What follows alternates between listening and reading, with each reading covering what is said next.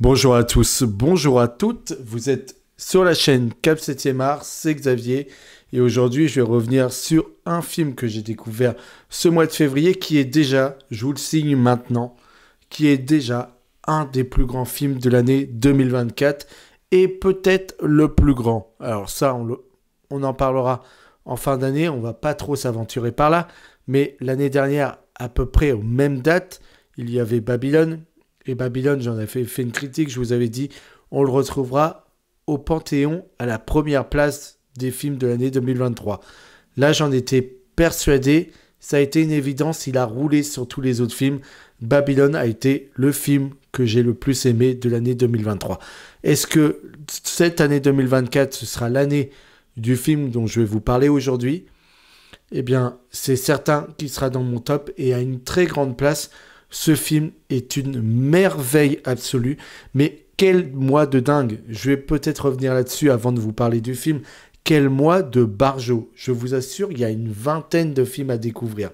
Alors moi qui suis habitué à aller beaucoup au cinéma, déjà quand je vais 4 ou 5 fois dans le mois au cinéma, je suis content, ça veut dire qu'il y a pas mal de films à voir.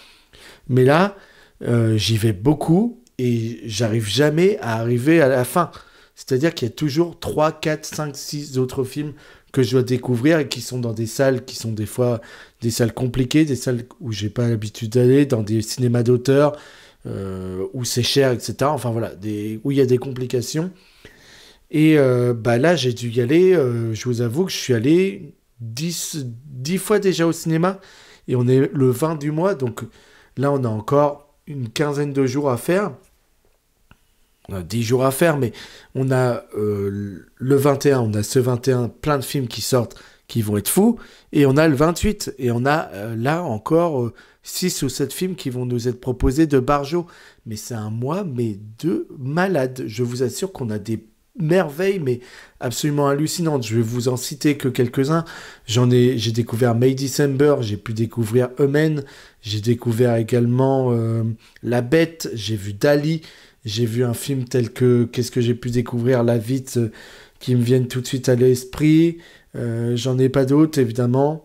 Et puis on va parler de ce film du coup puisqu'il a éclipsé tous les autres et j'ai que lui en tête, donc on parle tout de suite de lui sans jamais nous connaître. Sans jamais nous connaître, c'est un film de Andrew Haigh. Je connaissais pas du tout ce réal. Je me suis un petit peu renseigné sur lui parce qu'évidemment son film m'a bouleversé, mais du début à la fin, sur tous ces sujets, sur sa manière de cadrer, sur sa colorimétrie, sur la chaleur, l'émotion qu'il y avait, mais du début à la fin du film. Et à chaque fois, j'étais submergé d'émotions, et je me suis dit, mais qui est ce réal qui m'en a foutu plein la vue? Eh bien, il s'appelle Andrew Haigh, je vous mets tout de suite une photo de lui, et je vais vite découvrir ses anciens films pour voir si c'est vraiment une surprise, ou s'il était capable déjà de tant d'émotions auparavant. Je pense qu'il en était capable, mais je pense aussi que c'est un de ses meilleurs. Mais là, quel film, mon Dieu les amis, vous ne vous rendez pas compte à quel point Sans jamais nous connaître est une merveille absolue. Alors, il faut y aller en ayant vu le moins de choses possible sur le sujet. Si vous êtes hermétique à voir un couple homosexuel à l'image, n'y allez pas, bien évidemment, c'est le cœur du film. Ça, si vous êtes hermétique à cela, c'est pas possible. Vous pouvez vous en aller dès maintenant. Vous pouvez vous abonner en passant, mais vous pouvez vous en aller, il n'y aura aucun problème. Mais si vous êtes capable d'aller plus loin et de vous intéresser à son film, c'est un bijou. C'est un bijou qui va vous prendre 1h45 de votre temps et ensuite va vous broyer. Vous sortez de là, vous avez qu'une envie, c'est de chialer votre race. C'est réussi puisque, alors j'ai pas pleuré, mais j'étais dans des émotions. Il m'a travaillé. Hein. Il va me hanter pendant longtemps ce film, mais comme me hante Babylone. Mais là, c'est juste magnifique. Oui, c'est un grand film sur l'amour. Toutes les affiches parlent de cela, bien évidemment. C'est une évidence. Ça nous roule dessus, ça nous bouleverse, ça nous tend.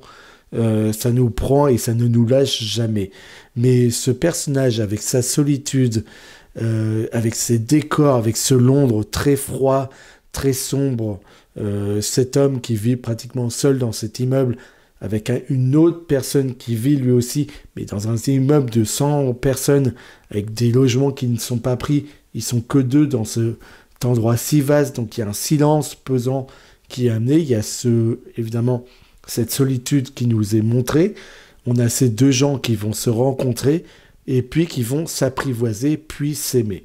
C'est sublime. Mais il n'y a pas que ça qui fait que le film est sublime et qu'il est réussi. Il y a aussi comment on l'amène, comment on amène tout cela. On amène tout cela par une colorimétrie. Alors il y a beaucoup de couleurs chaudes qui nous sont amenées pour nous montrer les moments où il est avec sa famille.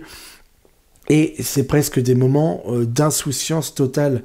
Parce que lui qui est un grand, qui est adulte, est toujours pris par ses parents pour un petit. Et quand il est là-bas, il est comme dans un cocon, il est bouleversé, noyé d'amour. Presque, on l'infantilise beaucoup trop. Et c'est ça qui est vraiment touchant avec ce film, c'est le paradoxe entre ce qu'il peut éprouver en dehors et ce qu'il peut vivre avec cette famille. Et ça va nous broyer, je vous assure.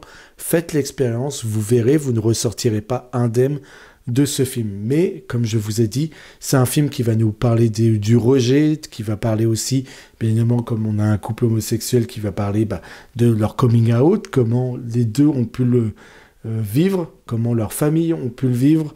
Et puis, on a aussi, qu'est-ce que je pourrais vous dire, les regrets, les remords, tout ce qu'on n'a pas su dire à sa famille, tout ce qu'on a gardé en secret, en silence, et tout ce qu'on a pu percevoir d'une certaine manière, et puis pas d'une autre. Et tout ça, tous ces remords, tous ces secrets qui sont un poids, et qui font que la personne ne va pas de l'avant. Eh bien, tout cela, ça va vous être amené dans ce film. Andrew Scott est merveilleux, c'est le rôle principal du film. Il était le Moriarty de la série Sherlock, il était bien d'autres personnages, il était dans Fleabag aussi. Et vous avez Paul Mescal qui est en train de faire une grosse performance et qui est ici sauvage, indomptable, mais qui est beau, qui est charismatique, qui prend beaucoup de place, à côté d'un Andrew Scott qui est presque minimaliste dans ses émotions. L'autre en donne beaucoup, il est plus animal. Et donc ces deux acteurs qui vont s'apprivoiser, leur romance elle est folle, elle est dingue, elle nous fait pleurer à coup sûr.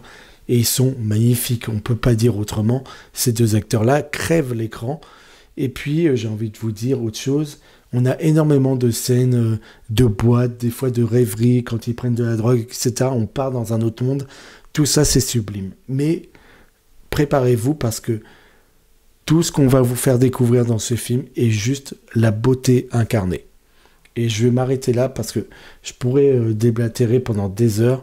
C'est un film qui vous entrace, c'est un film sur les fantômes, sur le passé, sur la manière qu'on a de tout garder et peut-être d'être détruit et comment il faut aller de l'avant. Et ce film-là, c'est de la beauté absolue. La colorimétrie, tout ce qui nous a amené, tout ce que je vous ai dit, les couleurs chaudes, les couleurs froides, la romance, etc. Le cadrage, tout est juste magnifique pour amener le meilleur du cinéma. Et le meilleur du cinéma, c'est avec ce film que vous pouvez le retrouver. Donc, sans jamais vous connaître, vous pouvez vous précipiter en salle. Il est sorti le 14 février, donc ne boudez pas ce plaisir. Allez le découvrir. Non, on va peut-être pas se quitter là-dessus, finalement. J'aimerais quand même dire à quel point le casting est merveilleux. On a donc Paul Mescal et puis Andrew Scott. Le minimalisme de Andrew Scott, c'est une merveille, c'est son plus grand rôle à l'heure actuelle. Et puis Paul Mescal, c'est un acteur qui est juste un animal blessé, mais juste magnifique, quoi. Et donc là, il y amène beaucoup de sa personne. Et puis on a Claire Foy et puis Jamie Bell. Claire Foy, c'est notre reine d'Angleterre dans les 2 premières saisons de la série The Crown. Et Jamie Bell, ça fait longtemps que j'avais pas revu Jamie Bell. La dernière fois, c'était sur Jumper, pour vous dire. Et cet acteur-là, c'est vrai qu'il est très convaincant. Et moi, j'ai été séduit par ce qu'il nous proposait. Donc voilà, moi, j'aimerais revenir là-dessus, puisque ce casting, il est démentiel. Et ce film, comme je vous ai dit, il va vous passer et il va vous retourner, littéralement, hein, je vous assure. Et ouais, c'est littéralement ça, ce film. On doit renouer avec les fantômes de son passé pour mieux avancer. Et c'est parsemé de moments fantasmagoriques. Et moi, j'aime beaucoup les films qui se permettent ça, mais on s'y perd tellement qu'à un moment donné, on a du mal à savoir où est la réalité, où est le rêve. Et il va falloir se débarrasser de ça avec le personnage principal pour aller de l'avant. Et voilà, c'est une chance c'est avoir une seconde chance, ce film, littéralement. À plein de moments, c'est pouvoir faire ces derniers au revoir avec les gens qu'on aime, pouvoir avoir l'occasion de leur dire réellement ce qu'on pense et de comprendre des moments, comme je vous ai dit, qui étaient dans les non-dits. C'est magnifique, mais moi, ça me fait beaucoup penser à Past Lives. Past Lives, ça a été le bonbon de la fin d'année de 2023, qui est juste en dessous de Babylone pour moi. Dans mon top, il est au niveau 2. Et je vous ai dit tout le bien que je pense de ce film. Voilà, j'en ai pas fait une critique réelle sur le film parce que le film était déjà en ligne, était déjà en salle, pardon, depuis quelques temps, et je me suis dit qu'une critique, voilà, j'allais passer à côté et que peu de personnes regarderaient mon travail. Voilà, plus personne ne se foutrait d'avoir l'avis de ce film avec moi. Et je vous avoue que Past Life, c'était pareil. Les non-dits, les silences, ces gens qui s'aiment et qui ne peuvent pas être ensemble, c'était juste absolument démentiel. Et la connexion qu'il y avait avec ces deux acteurs, elle était magique. Mais comme la connexion qu'il y a entre cette femme et son mari, puisque dans le film, elle est mariée à un Américain et elle a quelque chose de profond avec quelqu'un qu'elle a connu dans son enfance en Corée. Et c'est indélébile. On ne peut pas l'effacer, ça. C'est quelque chose qui la marquera à vie. Elle aura toujours quelque chose de plus pour cet homme. Son mari le comprend. Et son mari, au lieu de faire la gueule, il se met de côté volontairement et il observe. Alors oui, par moments, on est tenté de pleurer pour lui parce que ça nous fait mal de le voir dans cette situation, mais il le fait avec tellement de douceur et il est tellement bienveillant envers elle que c'est vraiment quelque chose, mais qui va vous trépasser. Ces deux films-là, c'est deux merveilles à ce niveau-là. Les émotions sont mis réellement avec beaucoup de pureté, avec beaucoup de simplicité. Et voilà, moi je vous dis que ce sont deux films très intelligents.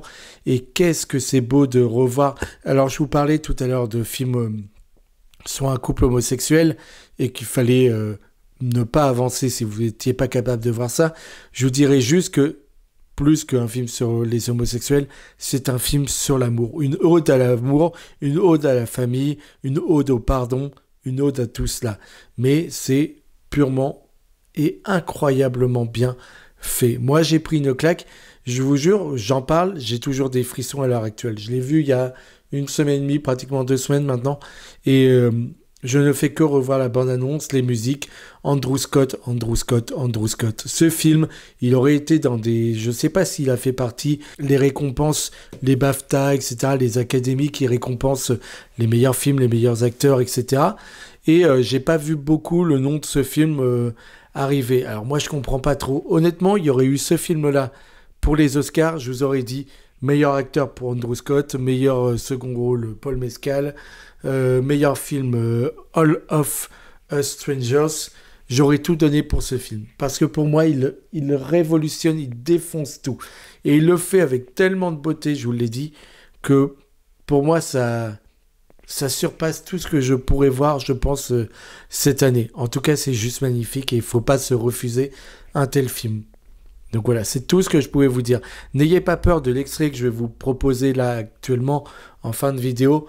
Ça ne spoile rien, c'est juste un petit passage de film pour vous donner justement envie de le voir.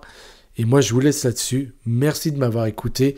Bien évidemment, vous commentez, vous likez, vous partagez, vous vous abonnez. Mais abonnez-vous. Et puis, aimez-vous, c'est le principal. Our boys back home? Our son. Look at you. You were just a boy. And now you're not. It was a long time ago. Yeah, I don't think that matters. Maybe I didn't treat you quite as good as I should. I've always felt like a stranger in my own family. Maybe I didn't love you I'm always scared of something. quite as often as I could. Always running away. Do you remember? Little things I should have said and done. Sorry I never came in your room when you were crying. I never took the time. It's funny, it doesn't take much You were always on my mind. to make you feel the way you felt. Back there again.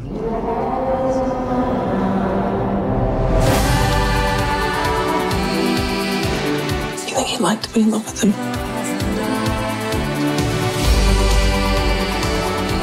I'd always fallen in love. This is a new feeling. You and me together